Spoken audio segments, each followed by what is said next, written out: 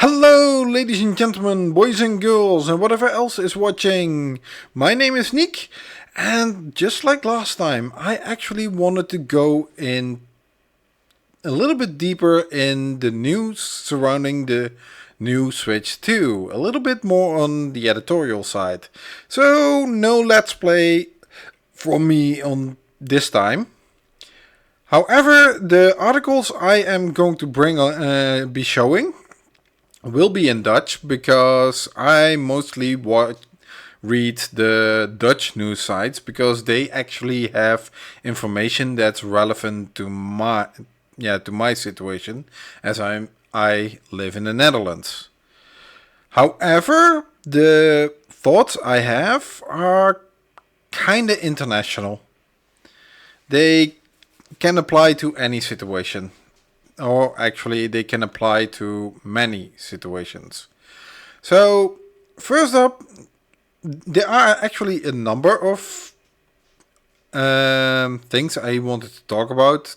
And the first up, well, you see here an article about Drag and Drive. And that this game actually utilizes the Joy-Cons as as a mouse control. This game was also featured heavily on the side of in the direct and in the Treehouse Live afterwards as the game to demonstrate how mouse control works. And to be honest, I think it is a nifty idea.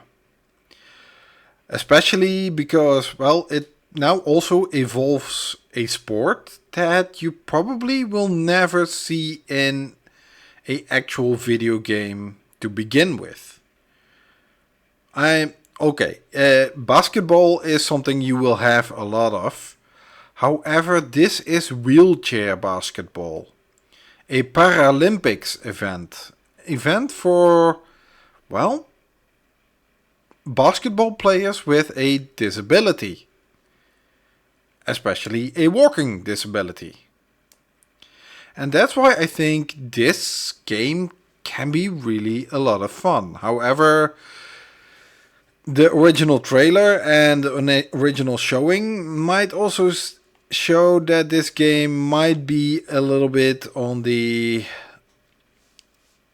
lighter side of content. So I'm hoping that by the time that this game is released, we have a better idea of the content and what it actually is going to contain, but still is a lot of fun. However, I do want to talk about the mouse controls, and I've heard some people speak about the mouse controls who have had it in hand, and they say that, well, you can go from Joy-Con to mouse to Joy-Con, or actually gamepad Joy-Con to mouse to gamepad Joy-Con, pretty seamless. And that is really, really cool. Unfortunately, this game is not really the best to showcase it for. If you want to look at it better, then I would suggest, well, Metroid Prime 4 is one of them. First-person shooters with mouse controls can bring a lot of precision.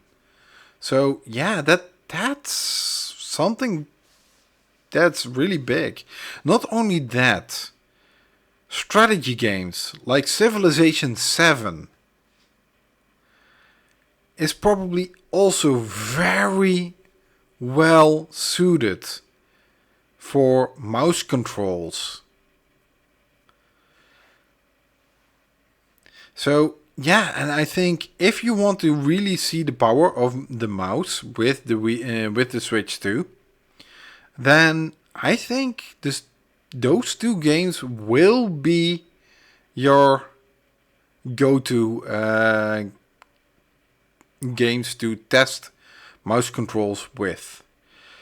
I know there are other games like Mario Party Jamboree that will add a mouse function controller, and you have the Welcome Tour for Nintendo Switch, or Nintendo Switch 2 Welcome Tour game that also give a little bit of a demo, but those are actually all just demos and trying to cram a lot of mouse gameplay into one single game.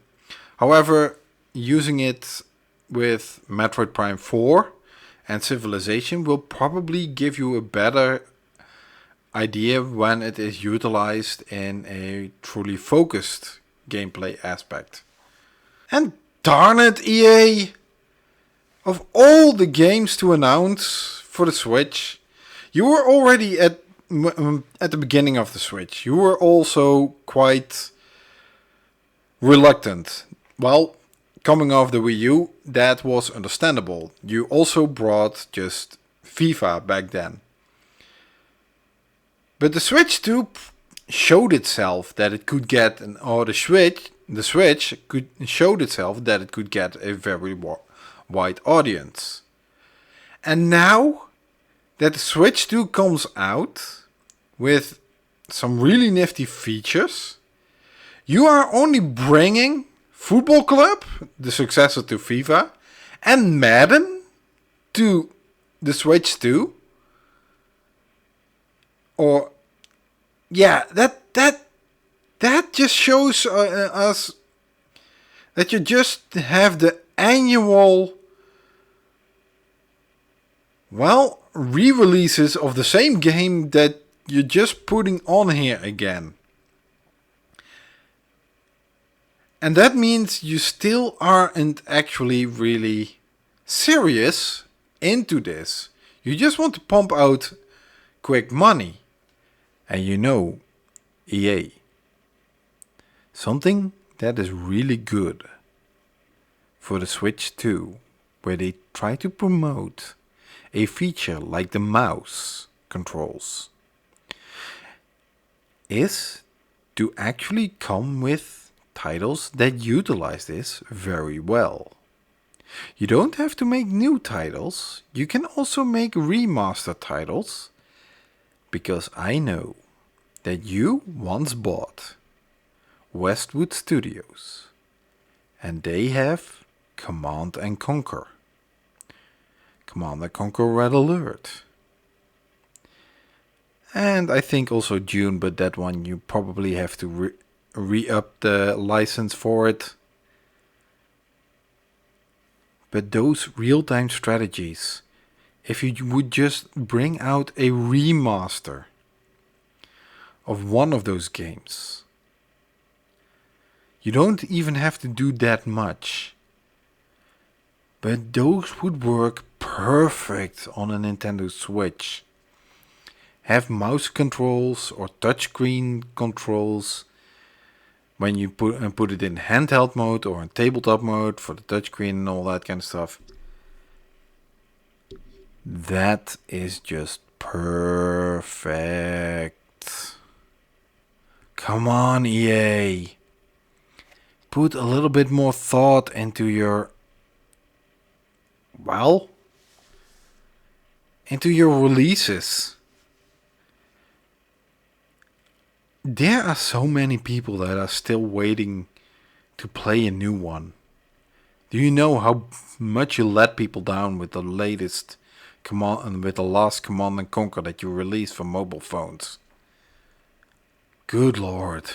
Okay, so the next item on the docket I wanted to talk about was that Nintendo also told us how long the Switch 2's battery life will last.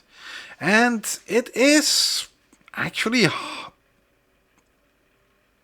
less, if not half, the battery life that the Switch has. It is only 2 to 6.5 hours, which in the heavy for the 2 hours is not much. One of the things that the Mega Drive actually really didn't take off here in Europe, that the Game Boy could run circles around the Mega Drive, even though the Game Boy was lesser hardware, was that it had longer battery life. It could do a lot more. Granted, the 4.5 to 9 hours that we are counting at this moment are the 4.5 and 9 hours that the current Switch models actually use. I think the original Switch model had a little bit less. It was 3 to 8, if I remember correctly. But again, I'm a little bit too fuzzy about it. I know that the Switch's the battery life increased over the Switch's lifetime as new system on the chips were introduced, new architectures and all that kind of stuff that just utilize the battery a lot better, and therefore had, for the same amount of computational power, they just required a little less energy. Still, 2 hours is really short if you have one heavy game on there. The 6.5 hours I could live with, but the 2, ooh, that's not that bad, not that much. Oh, take a look at this. This is just adorable. Personally, when the Nintendo showed off the game chat function in the Nintendo Direct, I didn't have that much interest in that functionality. I'm not one that does online or social a lot. But this little camera, this little piranha plant-esque camera, that's just so adorable. I would almost want to buy this camera just to have this piranha plant camera on here. And yeah, it's also 20 euros cheaper than the official Switch 2 camera. Although I am wondering whether I can put something in front of the camera lens, just a piece of plastic or something to close it off. Because having a camera watching in your room the entire time isn't exactly my idea for privacy or something, because you never know who hacks your system and starts peeping in. Although I did hear that also with the, how do you say it, with the Switch 2, that you can actually pretty much use any webcam that you can connect with a USB-C. So yeah, but this thing is just too adorable. But if the 40 euros that you have to do for this is still too expensive, which would make the 60 euros for the official camera also way too expensive, then you can still always buy a cheaper webcam. Although I don't know where the computational power of cutting people out for that game chat and putting the, how do I say it, the people on the or the game on the background of those people. Although I did hear that those who have tested it, that this camera works well with Asian and white people, but black people or darker skinned people, it has its issues with that. So yeah, if you want to say Nintendo's camera is racist, yeah, it pretty much is, yeah. Still, this thing is so adorable. Just look at how cute this piranha plant is. Why didn't Nintendo make it like this? Well, it doesn't actually fit with the Switch aesthetics, but still. And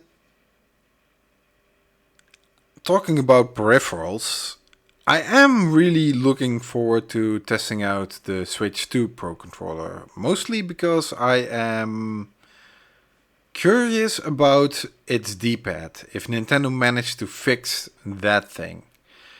To me, Joy-Con drift never really happened because I never really used the Joy-Cons that much. I didn't use it on traveling either, and when I brought it along for travel, I always had it in a box that I could hook it up into a TV and have a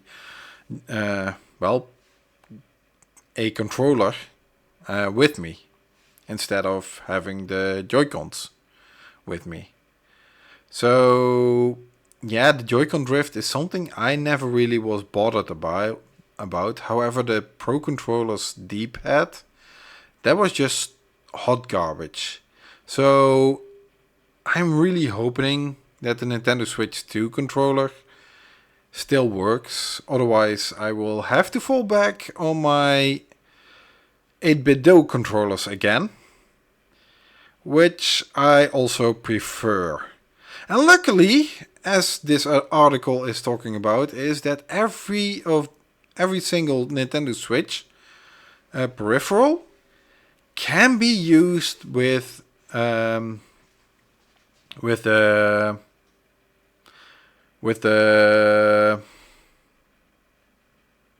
how do we say it? With the Nintendo Switch 2. So including the Switch 1's Joy-Con controllers, but also the Pro Controller, and hopefully, but I'm assuming, yes, my 8-bit-do controllers. I got actually quite a lot of them, so because I really enjoy the use of them compared to what the Pro Controller is otherwise. But yeah, that's really a thing that I think is really well done. Yeah, the difference is that the Switch 1 controller doesn't have the Game Chat button on it and there. And to be honest, that's not a loss on my end. Next up, we actually got through the Nintendo's website a sneak peek of the interface of the operating system that the Nintendo Switch 2 will have. And you can see an image of it right here. And I have to say, thank you, Nintendo! Oh, I thank you so much that you took the Nintendo Switch's interface and didn't try to emulate PlayStation or Xbox. Because I despise those interfaces. The PlayStation tries to put in this large picture of the game you're having or some other thing and all that, and there's all this information. And the Xbox is even worse. It has this, you can have a theme or something, but it is plastered if its OS front end, its homepage full with all those store links.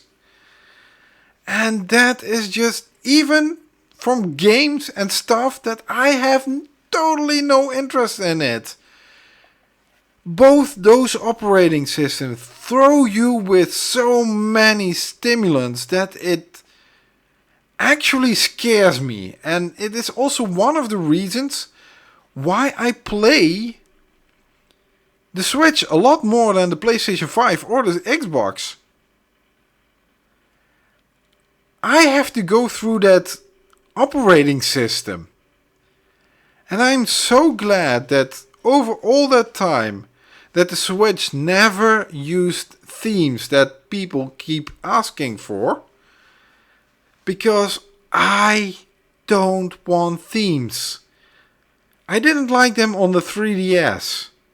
And with the Wii U, I never watched what was on the television. I only watched my stuff on the gamepad. The thing is, when I boot up my console, whether it is the Switch, the PlayStation or the Xbox, I want to play the games, my games, or use the apps that I installed on there explicitly by my choice. I don't want to be bombarded with a shit ton of stimulants. I don't want to be bombarded with great deals in Game Pass. Now this is in Game Pass. Now this is on the store. Now you can have this sale. Or whatever. Of games that I explicitly am not buying.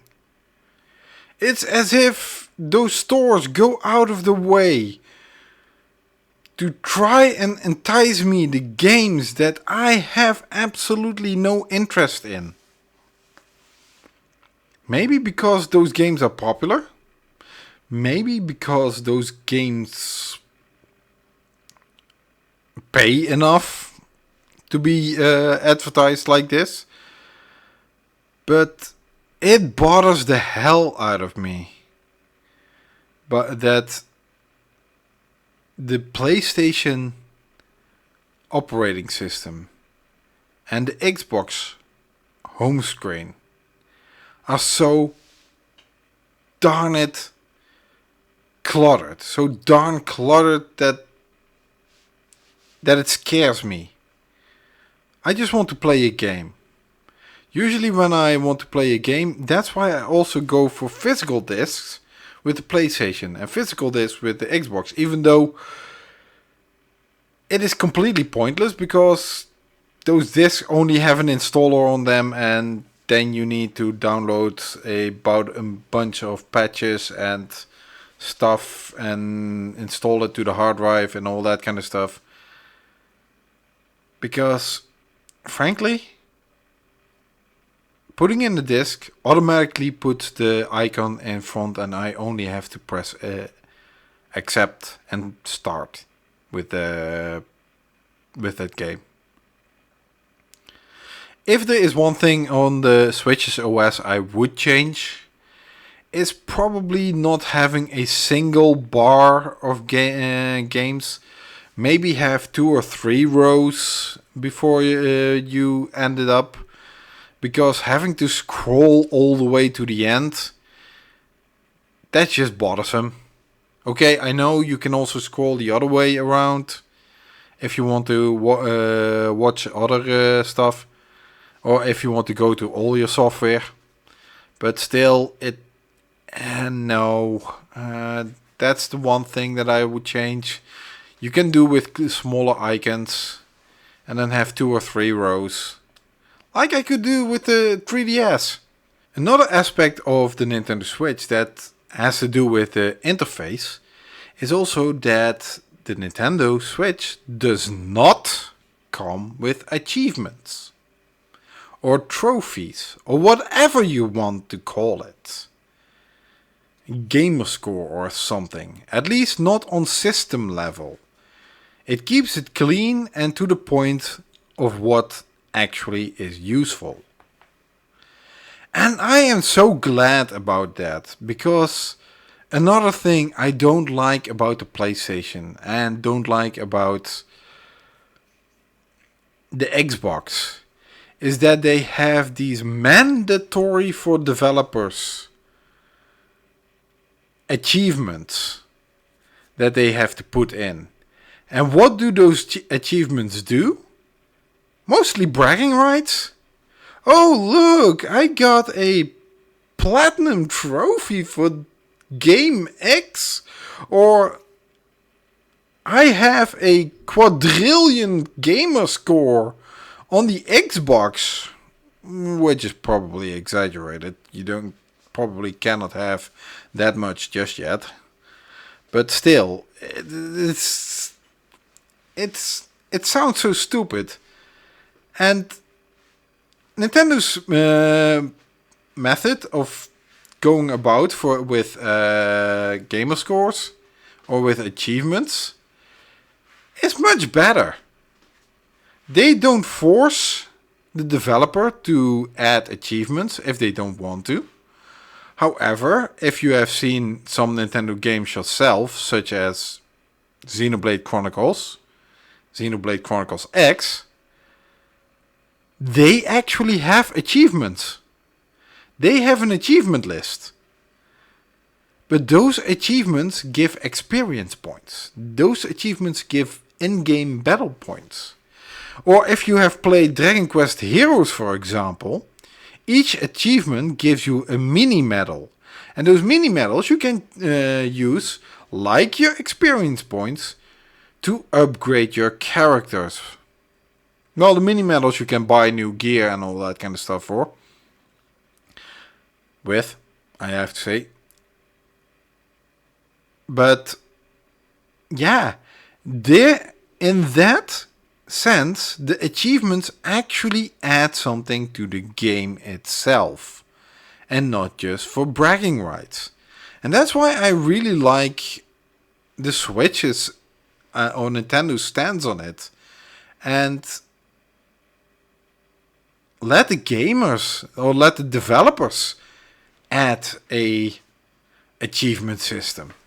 If they want to have an achievements in the game, they can have the achievements in the game. And if you're wondering, yeah, but I can show those achievements to all my friends and everything. I don't have friends like that. And I don't care about showing off achievements. I think I turned it off on the PlayStation. Still haven't found how to turn it off on the Xbox, but then again I haven't found out how to turn off those horrible UIs on the PlayStation and Xbox either. The interfaces for those systems, they are the operating systems on the PlayStation and the Xbox just aren't really friendly for autistic people. They are so filled with stimulants and all that kind of stuff. It just drives me bonkers. So to continue on, I also wanted to talk a little bit about the file sizes of the Nintendo Switch 2.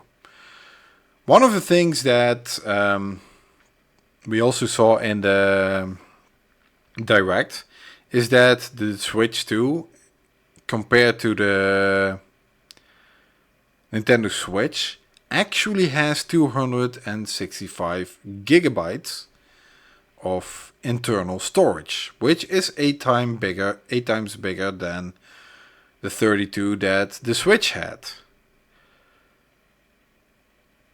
265 isn't that much if you consider consider third-party games. They will have probably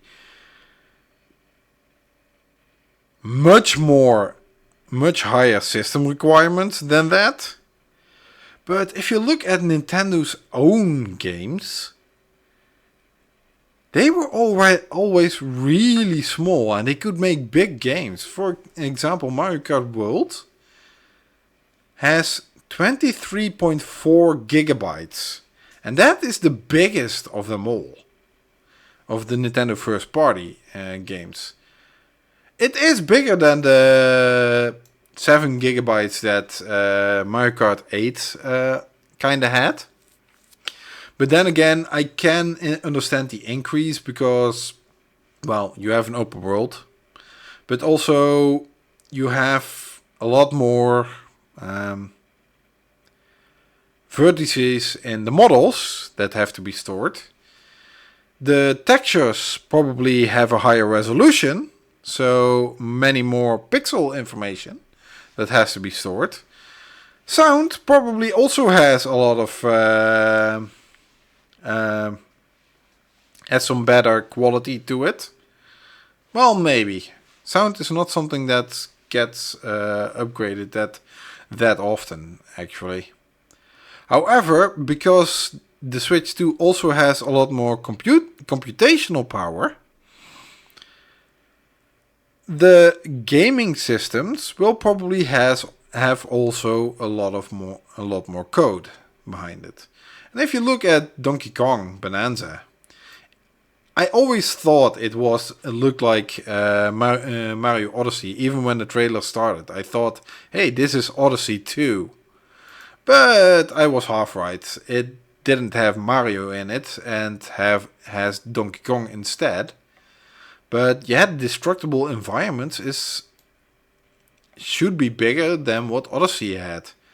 Still, 10 gigabytes surprises me.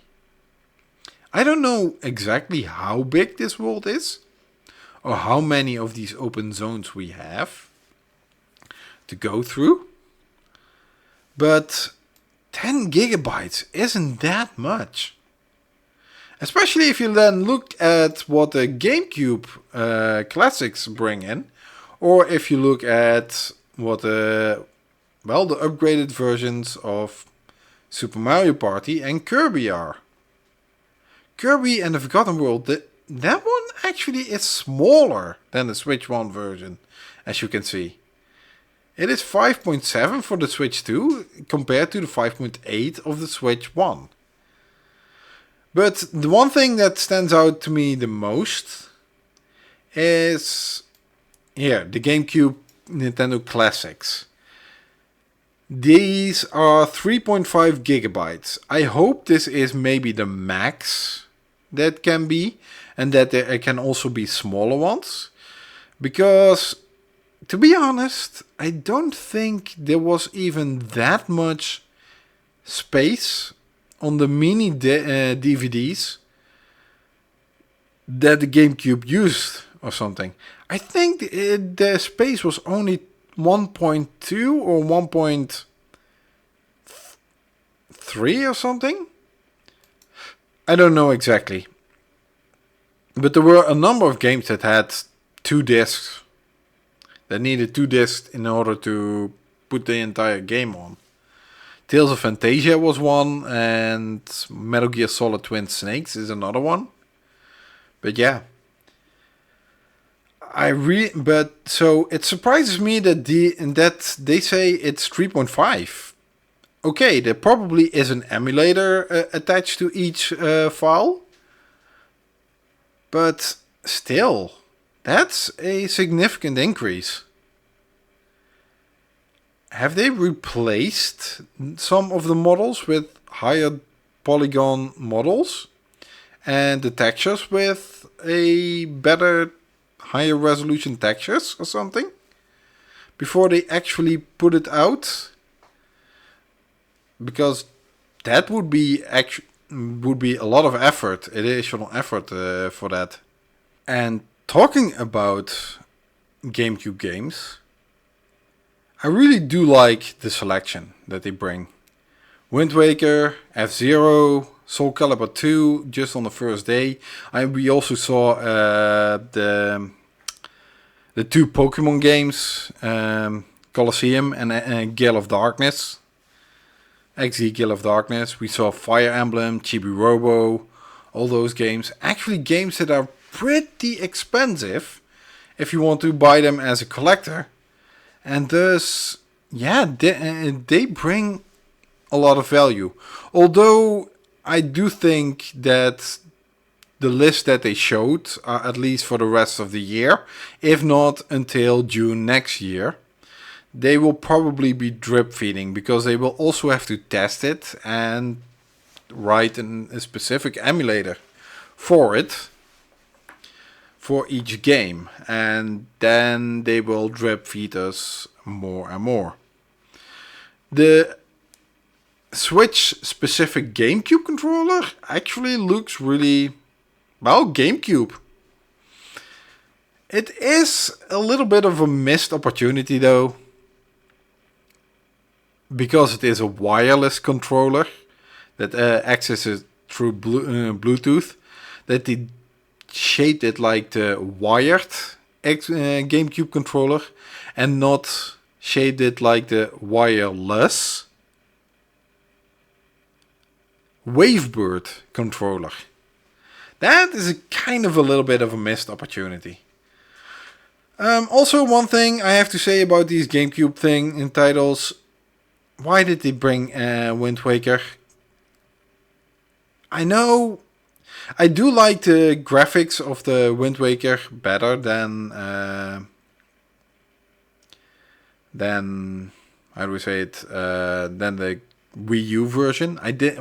Wasn't so much in love with all the bloom that they had going, or that if you are close enough to a light source, the models did not longer look like they were out of a cartoon.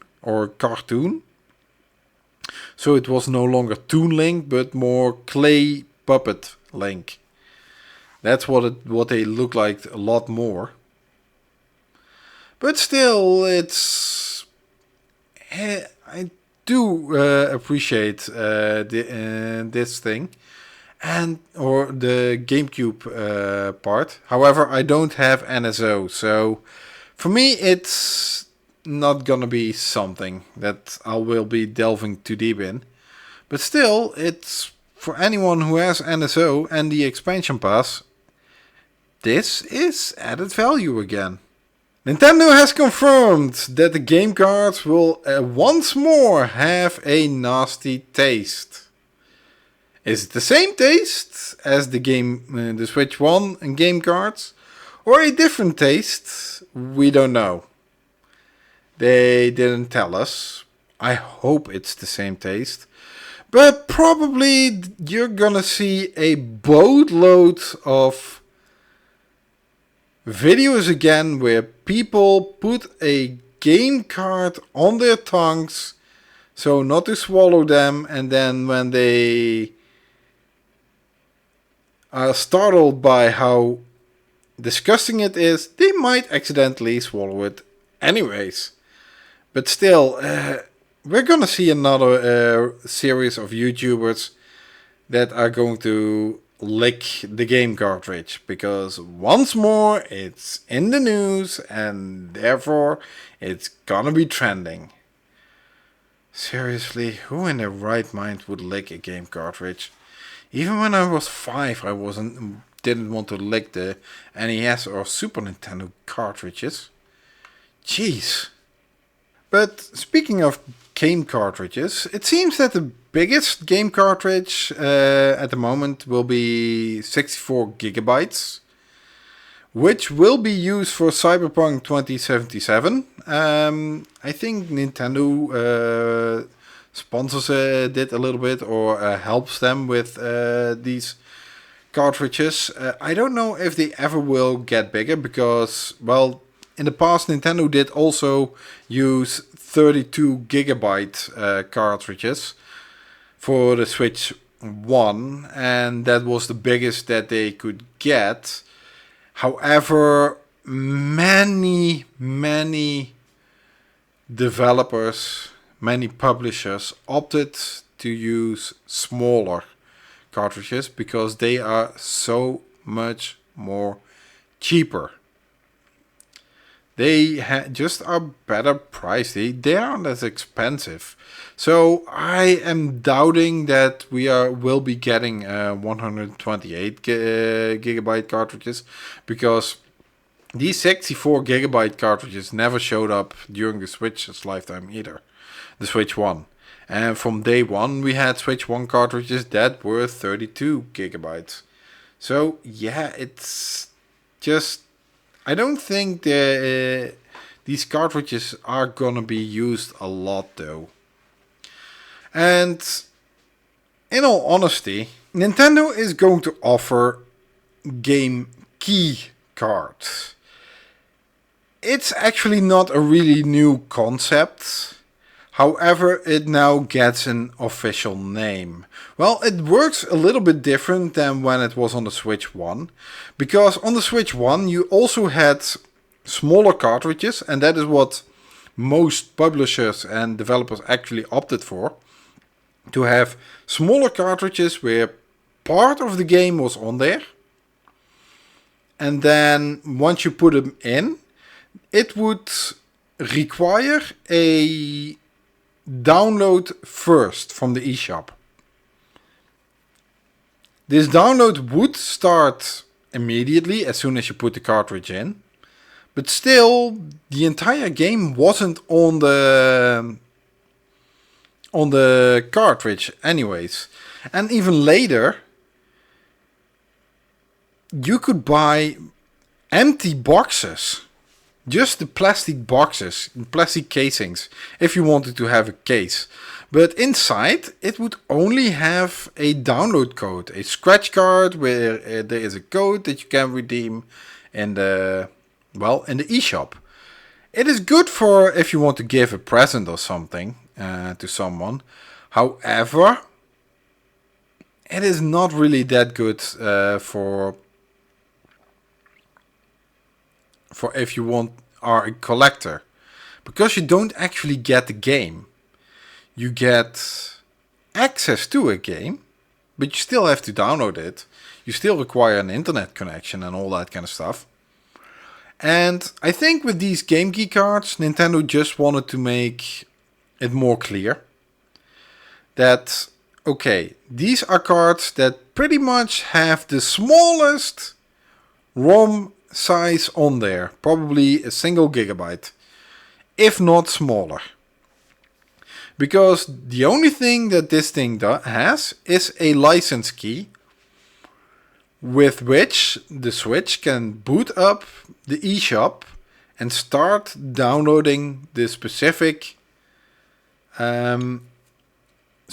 game to your Switch. You actually just get the digital version of that game. I think you still have to keep the game key card in there as it is also the DRM.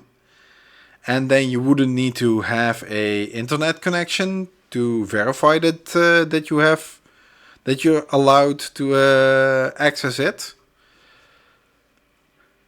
And from a collector's point of view, these things I would not buy, because you don't actually get a game, and as soon as the eShop goes down, the GameKeep card also loses all its value. Well, there is still, if you have already downloaded it, and I don't know if Nintendo does it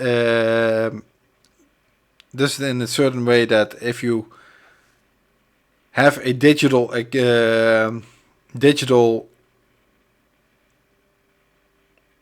edition of a game,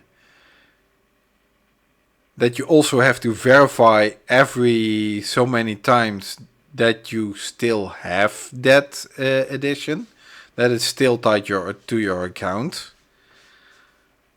But yeah, with these things you then don't have to. You don't have to have an internet connection for it. It will just verify it from the keycard. But as a collector, in the future, these things will just be obsolete and useless.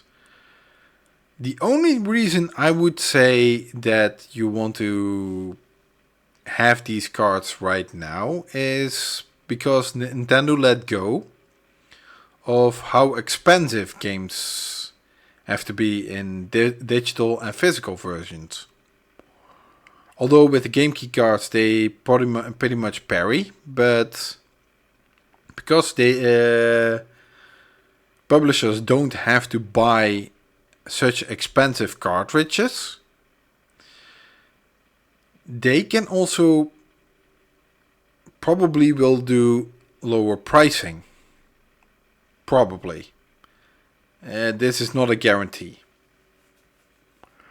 However, a better thing for the consumer is that you can share these game key cards. So if someone has bought it, then someone else can play it after that one person is done with it, and you can share it around. Or you can even sell it as long as the eShop is up and running, and the one that you sell it to can still download the game for themselves. Because that's what you can do with these key cards, with these game key cards, I have to say. Because that is something that Nintendo also confirmed. You can still trade it in. You can still get some money back with trade-ins with used game stores, or get some sell it on eBay or in my location Marktplaats. You can still send it on those online sites. marketplaces. And yeah, then you can still recuperate some of the costs that you had for paying that.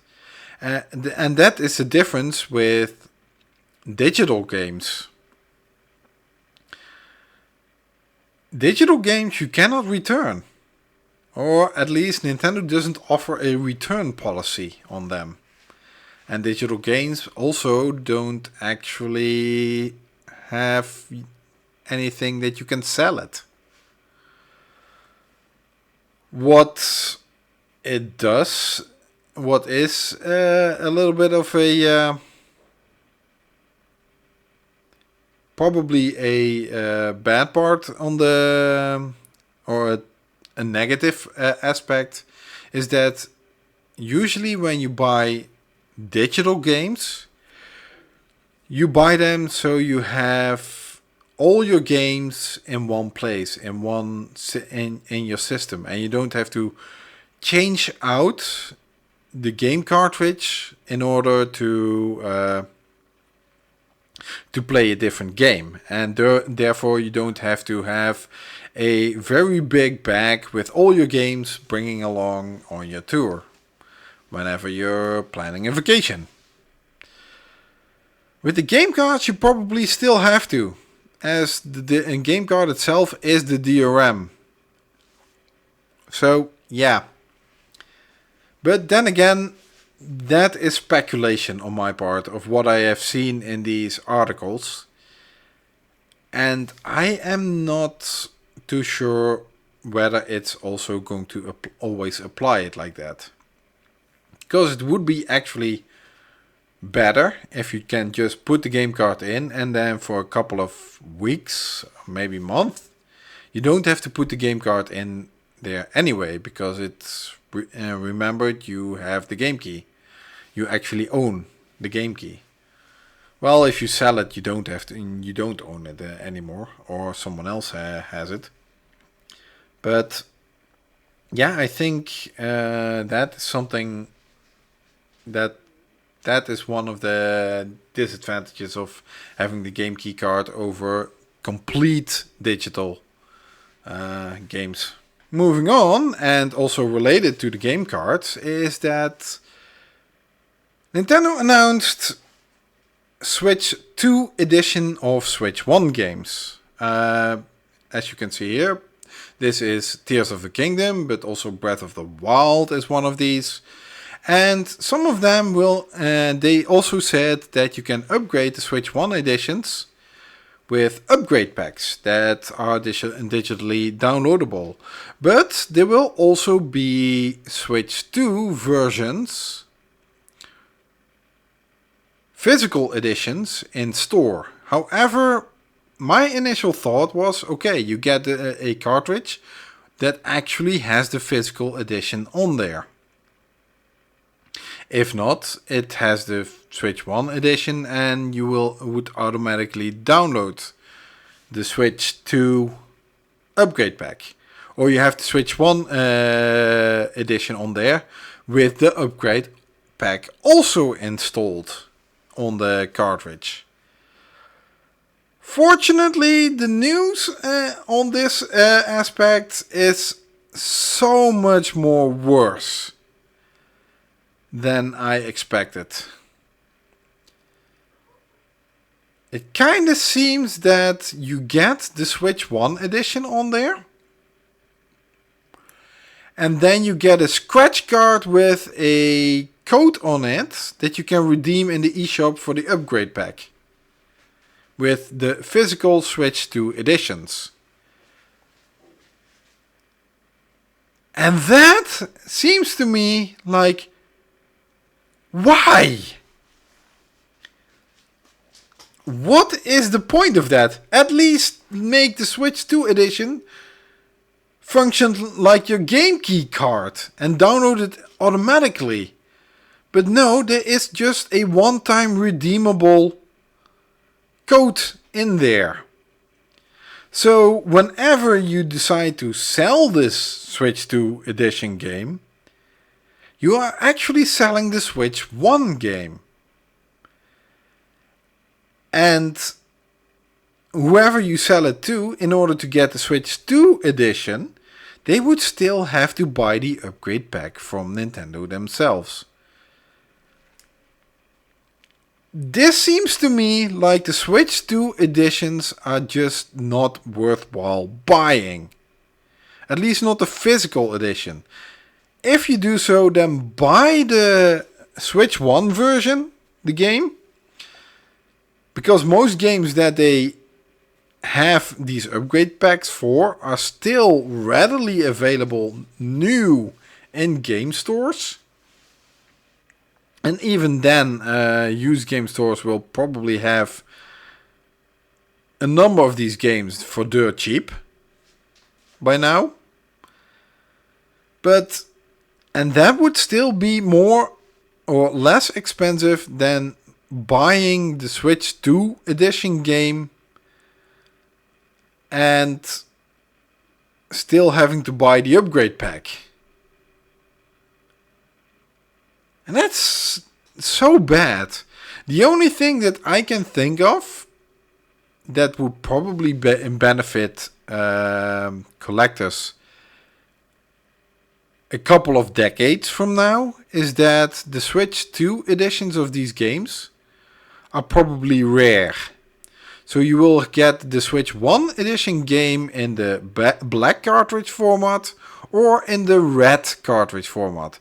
It still is the Switch 1 edition game, although the Switch 1 probably cannot read the red format and then it would probably crash or something. That's something that probably needs to be tested once one comes out. But I really hope it's not a download code that you a one-time redeemable download code, that the cartridges will actually have the upgrade pack on it. But we will not truly know about that because most of the things that I've seen about it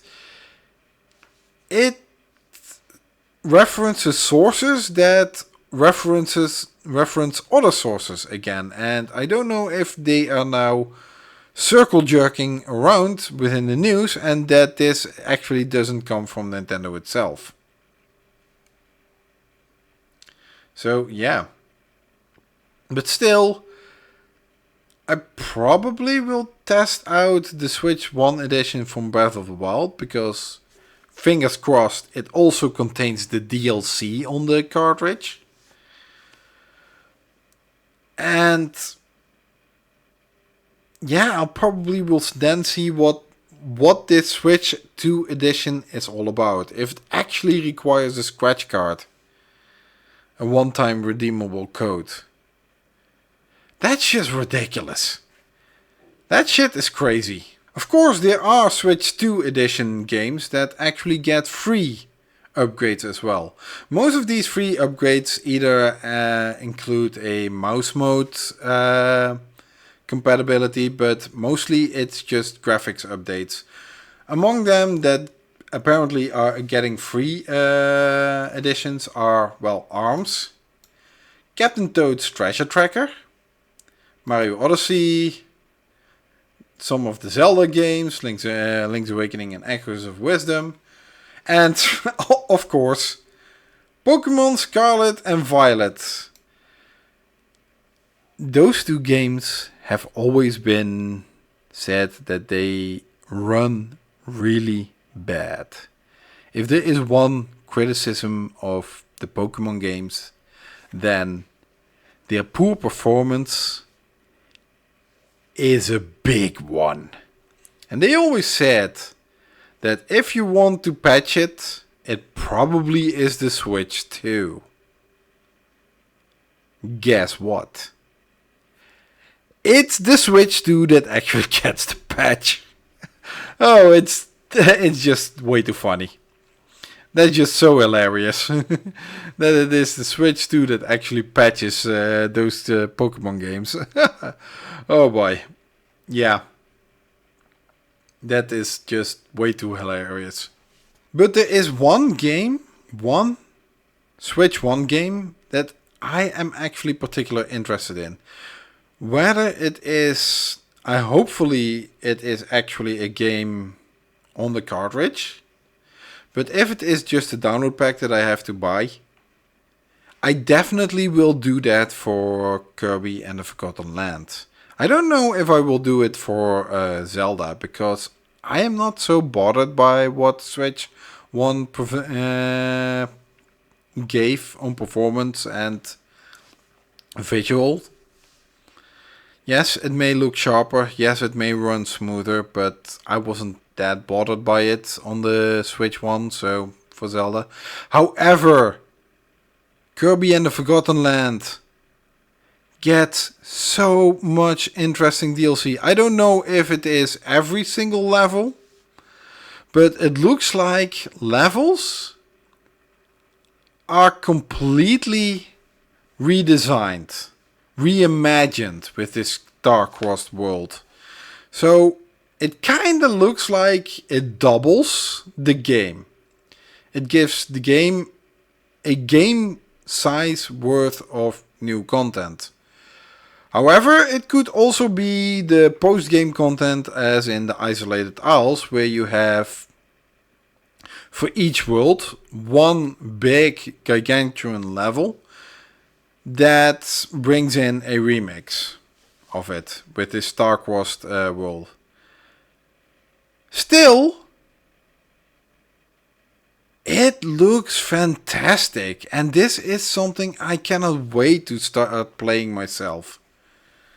Still, we have to wait until August 28th before I can actually get my hands on that. So yeah, I haven't signed myself up for those Switch 2 tours. And in further news about the Switch 1 is that Nintendo also pretty much revealed that not every Switch game will be running smoothly on this. And they had to test this. And that is pretty much because the Switch 2 does not contain the Switch 1 hardware like the DS had with the Game Boy Advance. Or the Wii had with the GameCube. Or the Wii U with the Wii. And the 3DS with the DS. They had hardware, system on a chip, baked into it in order to run the older system games. The Switch 2 does not have this, so this pretty much confirms that all Switch 1 games are emulated, and therefore the Switch 2 is not fully backwards compatible. Do I think this is a big problem? Backwards compatibility doesn't sell systems. It's not a system seller. It's a nice to have for those who have a large collection of games. That still have a large collection of games that they want to move over. But in the end, it's not a really, truly a system seller, backwards compatibility. And how do I get this? Well, I thought backwards compatibility was a big deal when the Wii U came around, because it pretty much had the largest library at launch from all systems, because every single Wii game and Wii peripheral still worked on the Wii U, and therefore all the new Wii games are also new Wii U games. However, the PlayStation 4 and the Xbox One didn't have backwards compatibility, and those things outperformed the Wii U really well. The Xbox 360 or the PlayStation 3 had backwards compatibility, but it didn't sell well either. The Nintendo 3DS even had backwards compatibility, and they didn't sell at the beginning either. Backwards compatibility is a nice additional feature, but for the most casual gamers, for the largest majority of the gaming crowd, backwards compatibility is meaningless. They just look at the new games that come out, not at the games that have already been released. So then what is the big release, big list that Nintendo released on incompatibility? Well, they actually tested first party software, so with those games they can actually ensure and say, okay, there are no issues found.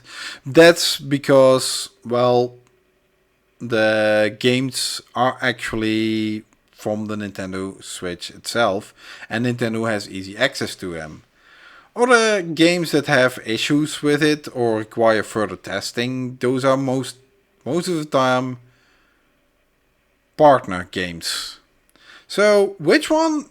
The only game that is actually not that cannot be played on the Switch 2 at all is the Toy-Con Labo kit, the VR kit, because, well, the screen is bigger. The Switch itself that you have to put in the cardboard is bigger. The accessory doesn't work with it. The goggles don't work with it. Even though if you could get the VR working on it, that it makes two screens, it just doesn't fit in the cardboard. So other issues, then you have games that have compatibilities. Some games are have issues during startup. Nintendo has released a list of this. Let's see, yeah. These are most of the time, they are still being investigated. This is a complete list that they have right now. It's still being updated as there are so many games released for the Nintendo Switch itself. So it's very difficult to go over them all. But in time it will succeed. And whether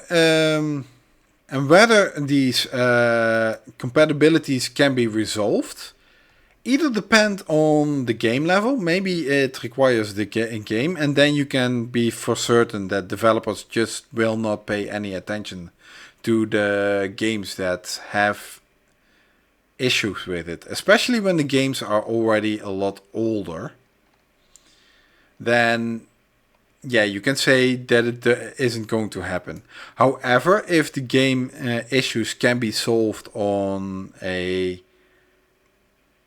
operating system level, then yeah, think about, then Nintendo will probably be patching those up as time goes by. And those things will just, how do we say it? Well, be resolved and be made compatible. Because Nintendo actually always keeps working on its OS throughout the life cycle of the system. But bringing all the games up that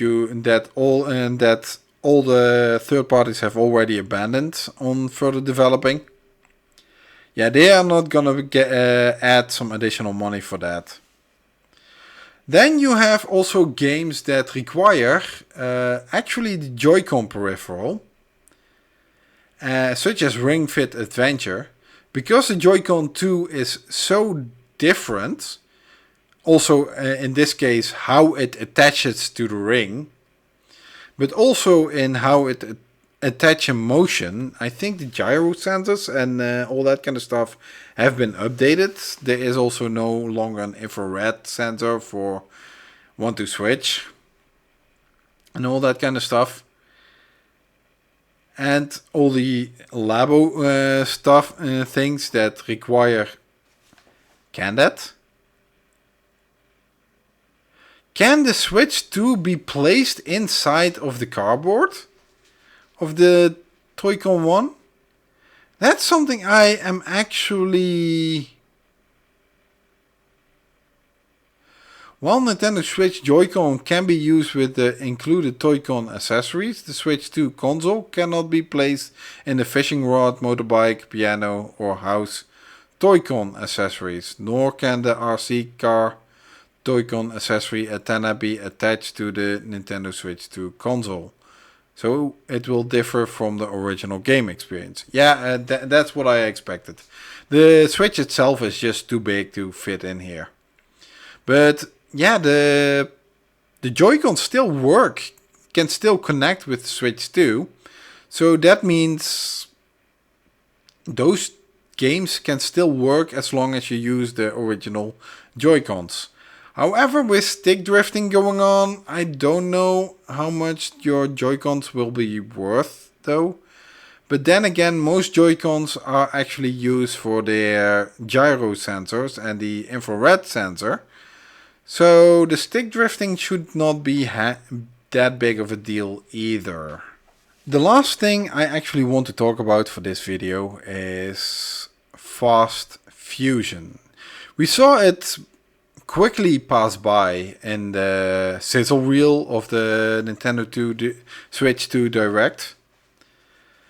And this is a game that actually, or the franchise, it kinda has, I have a little interest in it. Because for a long time, Nintendo did not want to release anything new concerning F-Zero. And F-Zero was Nintendo's franchise for high-speed, futuristic gaming. Racing, I have to say. And the Fast series, is actually the answer to that lack of F-Zero that we always had. However, with this, or actually no, let's go back. I think the first Fast game was Fast Racing League, that came out on the Wii, WiiWare. It was a WiiWare title, and it had some really interesting gaming. Then we had it on the Wii U with Fast Racing Neo, I think. And then with the launch of the Switch, the very first Switch, it also launched Fast Racing, or Fast RMX, which was the predecessor of this Fast Fusion. And it filled a very welcome niche. Because, well, there weren't that many launch titles for the Switch 1. And most of them were either, I think they were platformers, and you also had Zelda, Bomberman. But racing games weren't that many. And Fast RMX on the Switch 1 filled in that slot perfectly. It was the perfect racing game to get at the launch. However, the Switch 2 launch is a little bit unfortunate. With the Switch 1, Mario Kart 8 did not launch until a month and a half later or something. Or even 2 months, I don't know. It was somewhere in April. And Fast RMX could have had and gained an audience by then. The Switch 2 launches with Mario Kart World, which is a racing game on its own. And that's the unfortunate part. Mario Kart World is pretty much the more popular franchise of Mario Kart, because it contains Mario. And Mario is just the bigger title in this case.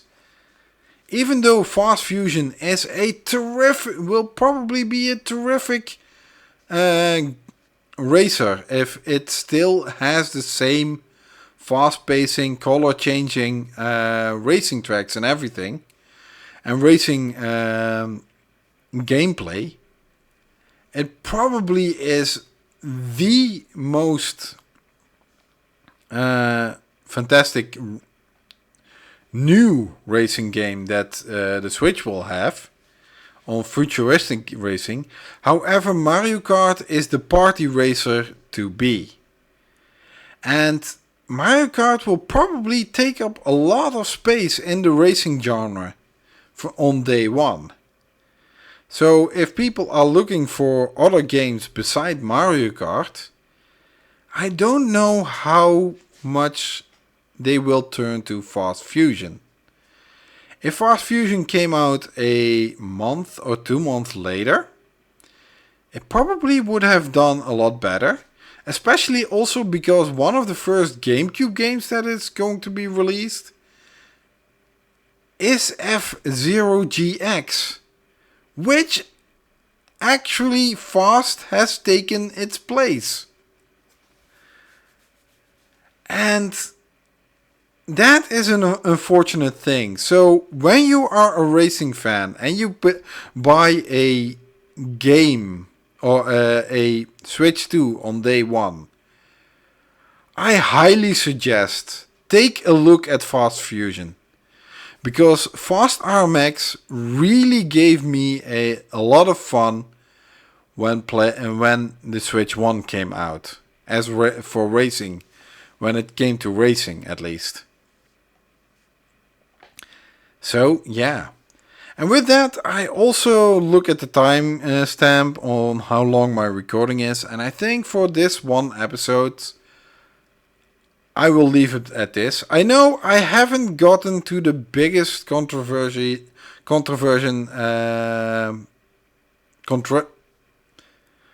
biggest issue that the Switch 2 has. However, I think I'll leave that to another episode, because that is also going to be highly political. I thank you all for watching. And, well, I hope to see you again next time. And let me know what you think of the Switch 2 and whether you're gonna buy anything, buy one, or, well, leave a burn notice about how Nintendo is ripping us off with the Switch 2. But also, let me know what you think of the topics that have been discussed here. I seriously am interested in it. I thank you all for watching, and until the next time, bye!